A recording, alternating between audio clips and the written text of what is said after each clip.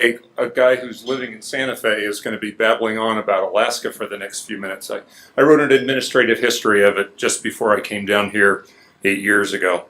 For those of you who have not been to Alaska, or more specifically to Denali, the first few slides may be of help to you. Then we'll get into the nitty-gritty of the paper itself. Denali National Park and Preserve is one of the largest units in the system. The entire unit covers about 6.1 million acres, 4.7 million acres in national parklands, and over at the west end you've got some national preserve where sport hunting is allowed. Denali is Alaska's oldest national park, and it's a major tourist draw. Access to the park, and this is where we'll really focus on in the next few minutes, it is almost entirely dependent upon a single 90-mile ribbon of road, which is still mostly gravel. That road, designed by the Park Service during the early 1920s, initially provided park access to a few hundred, maybe 1,000 annual visitors. However, more than 500 times that number typically use the road each year these days. Given that explosion in visitation, the Park Road and its design have often been the center of a debate about the delicate balance between visitor access and resource protection. These days, Denali attracts perhaps 560,000 recreational visitors a year. A few of these visitors typically head out into the park's backcountry on hiking and backcountry trips. More than 1,000 each year try to climb Denali or perhaps other Alaska Range peaks. A few sport hunters head to Denali National Preserve, and some local residents hop on a snow machine or dog sled for subsistence hunting in either the park or the preserve. The vast majority, however, arrive at the park's eastern entrance via either the Alaska Railroad or the park's highway. They then board either a tour bus or a shuttle bus and head down the park road with two basic goals in mind. Either they want to see the park's 5 best-known wildlife species.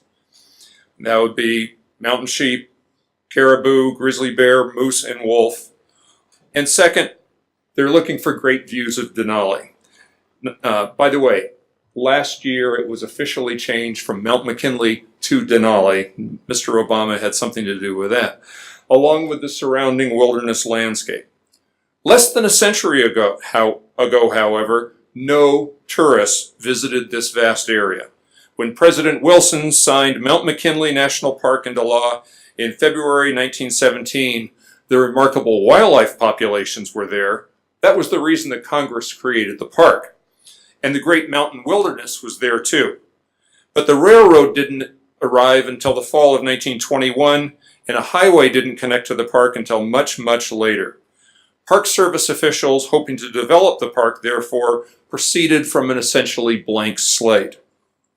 The first employee at the park was Superintendent Harry Karstens, who arrived at the east end of the park just before the railroad arrived. Karstens soon told his superiors in Washington that an all-weather road heading west from the railroad into the park was one of the park's top priorities. The Alaska Road Commission, which was the territory's designated road building agency, had already marked off a winter sled road over an approximate route in that area to the Kantishna mining camp, which was 90 miles west of the park railroad right-of-way. ARC engineers responded by recommending a direct and cheaply built road between the railroad and Kantishna along the park's northern boundary, but that route would have offered only scattered views of those magnificent Alaska Range peaks. Karstens, however, envisioned a road that would bisect the park and terminate at Peters Glacier, at the end of that little blue arrow there, near the base of Mount McKinley, where he hoped that a lodge might be built.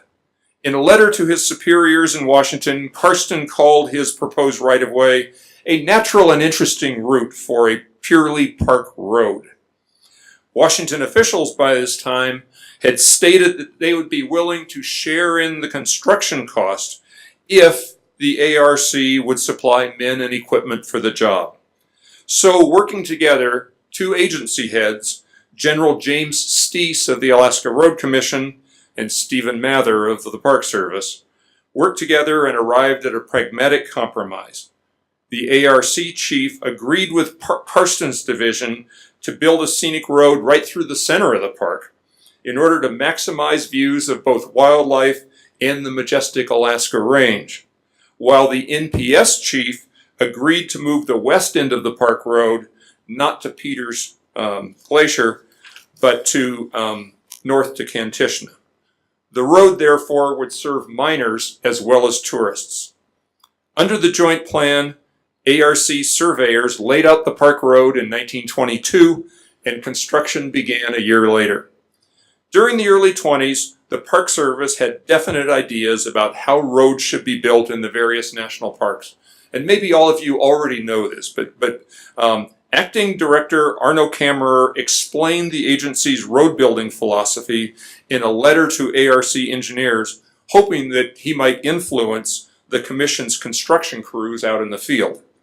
Kammerer wrote that traveling on a park road should, quote, allow the visitor the best possible views and vistas of the country, avoiding a straight line in road location. We believe that the easy curved roadways are particularly charming and pleasing in national park work. We also ask that care be taken in clearing for the roadbed.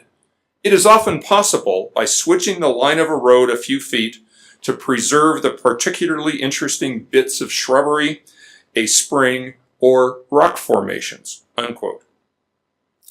Under Park Service guidance, ARC crews built an all-weather gravel road west from the Alaska Railroad into the park. Funds to build the road were perpetually tight. They seldom exceeded $100,000 per year. So the road was built in a series of small steps, a few miles each year. At that rate, the road did not reach Kantishna until 1938, 15 years later.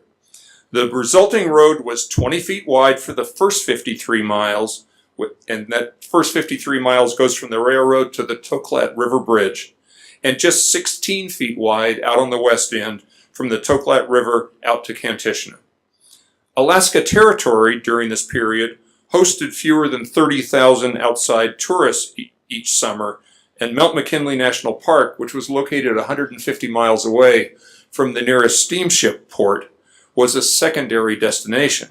So Park Service, park visitation throughout the 20s and 30s never exceeded 1,500 people per year. The road's only traffic during this period consisted of occasional concessioner-run tour buses, NPS patrol vehicles, and a smattering of mining trucks. And of course, all those vehicles had to be brought to the park headquarters area by the Alaska Railroad. Things began to change in 1939 when the federal government opened the McKinley Park Hotel near the railroad station. In April 1943, the U.S. Army took over the hotel as a rest and recreation site, and for the next 2 years, about 500 soldiers a month visited the park. Once the war was over, civilian tourists returned to the park, and during the late 40s and early 50s, the park received up to 8,000 visitors a year. What really stimulated visitation, however, was the Alaska Roads Commission decision to construct a 160-mile-long highway that would tie the park road to the territory's contiguous road network. And that's a highway map I got from my dad, which showed the Denali Highway under construction. I think the map is from about 56. That road, called the Denali Highway, was completed in August of 57, and sure enough, visitation dramatically increased. In both 58 and 59, more than 25,000 tourists entered Mount McKinley National Park, many of whom arrived in their station wagons and stayed over either at the hotel or at one of the park campgrounds. The era of rubber-tired tourism had arrived. Throughout the post-war period, the park road continued to be the same ribbon of gravel the Road Commission had completed in 1938. But by the mid-1950s, NPS officials, in anticipation of the Denali Highway, recognized the need for road improvements and a park planning report stated that the route had become, quote, a substandard gravel road of a type that is not desirable as the main park road. The park's Mission 66 program, which was approved in 1957, called for the park road to be realigned, widened, and paved, along with the addition of guardrails and other safety features. Based on those plans, the Park Service authorized the Bureau of Public Roads, which was the successor to the Alaska Road Commission, to widen the road from 20 feet to 26 feet. Not everyone, however, welcomed these developments. As early as the fall of 1956, park biologist Adolph Murray openly questioned the need for road improvements and other developments. In an impassioned letter to the park superintendent, he cited the purity of wilderness atmosphere in the park, and he noted that, quote, the wilderness standards in McKinley must be maintained on a higher level than anything we have attempted in the States. As one key element in the park's Mission 66 planning, park architects designed and constructed the Eielson Visitor Center at mile 66. It's the location that, on clear days, offers really dramatic views of Mount McKinley. But when conservationists saw the center in its early construction phase, they were horrified.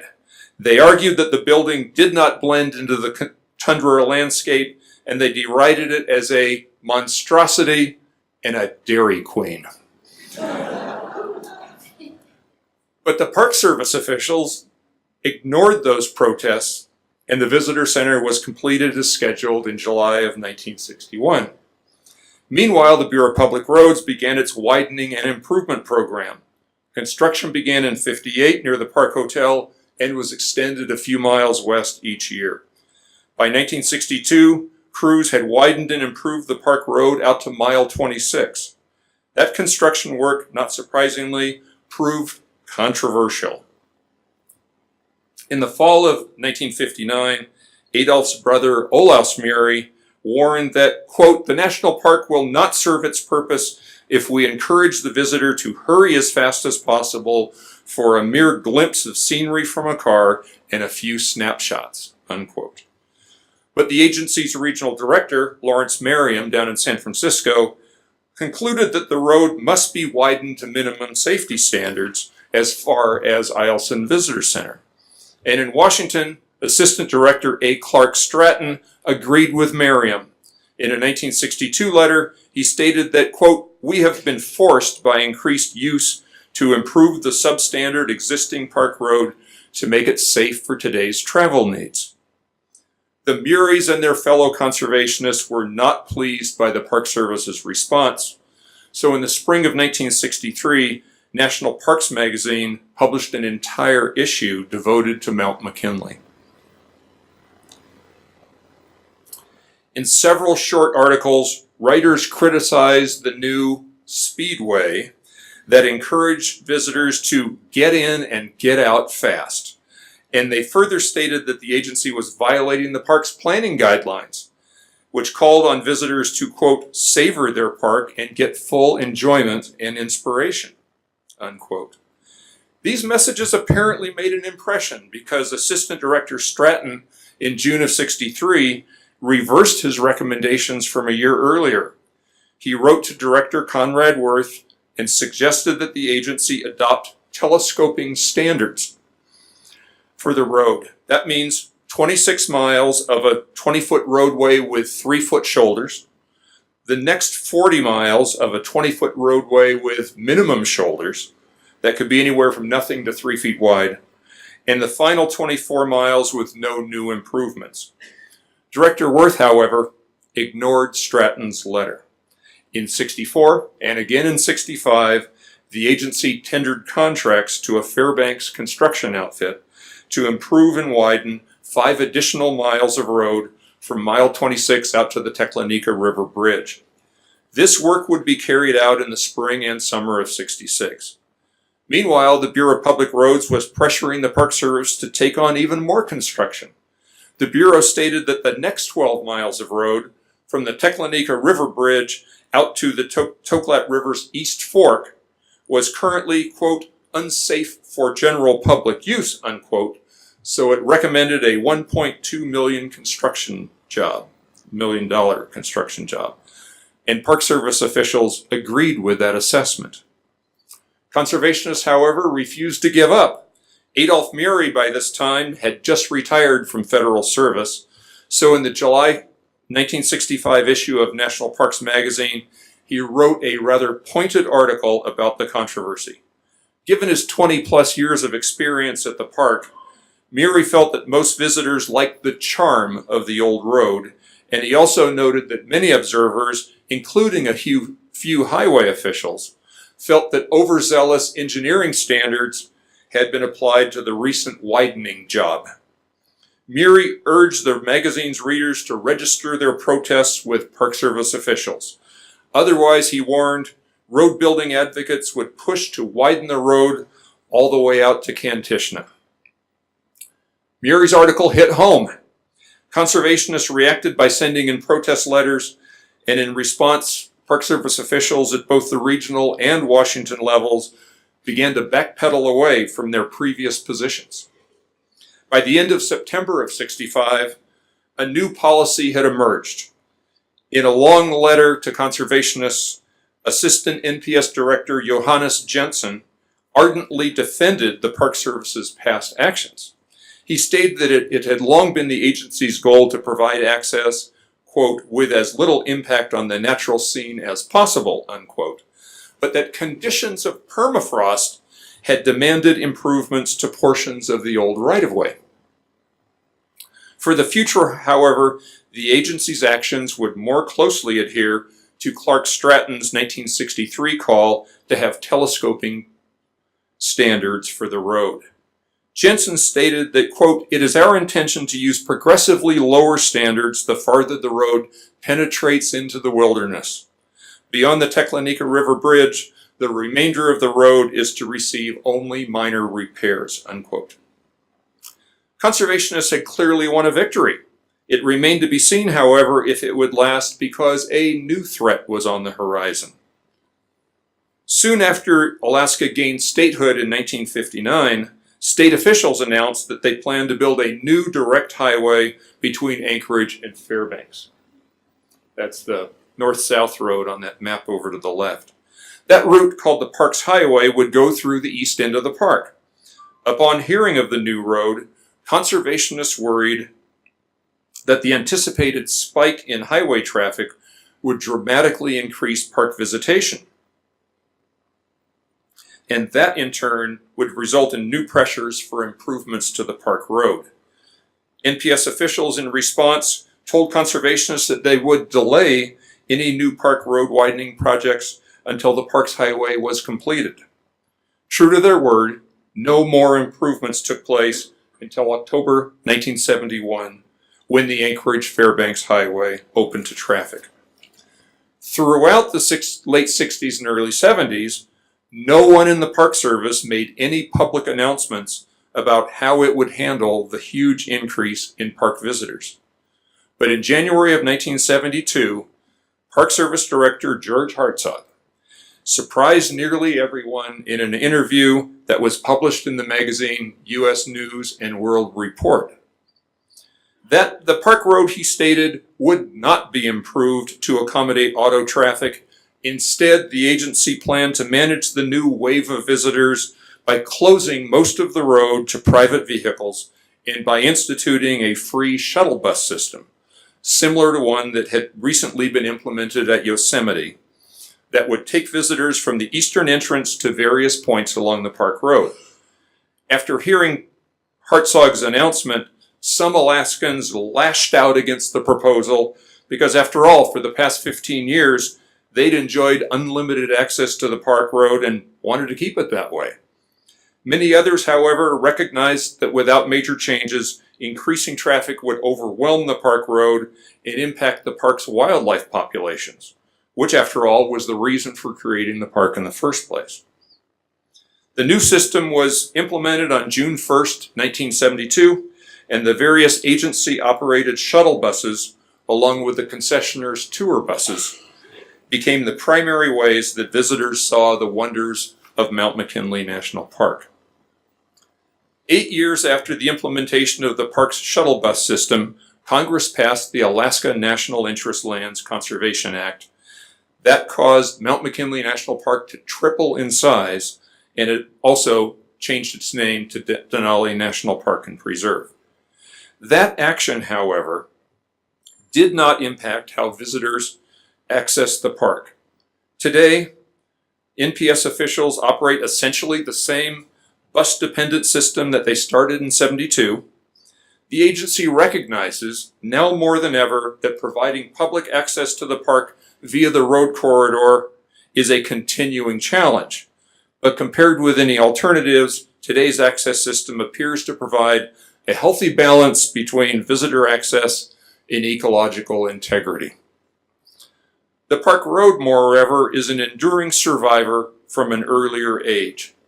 Viewed by some as quaint or rustic, the road's design features, plus the agency's reliance on bus transportation, ensure that today's visitors see the park's wildlife and wilderness scenery at a moderate, easygoing pace. The appearance of today's road, however, belies a controversial series of events. Today's lightly traveled direct dirt road is the direct result of, first, a small spirited group of conservationists that protested the agency's road improvement plans during the 50s and 60s, and second, a foresighted NPS director who recognized that too much traffic on that road would jeopardize the wildlife and wilderness values for which the park had been established. Thank you.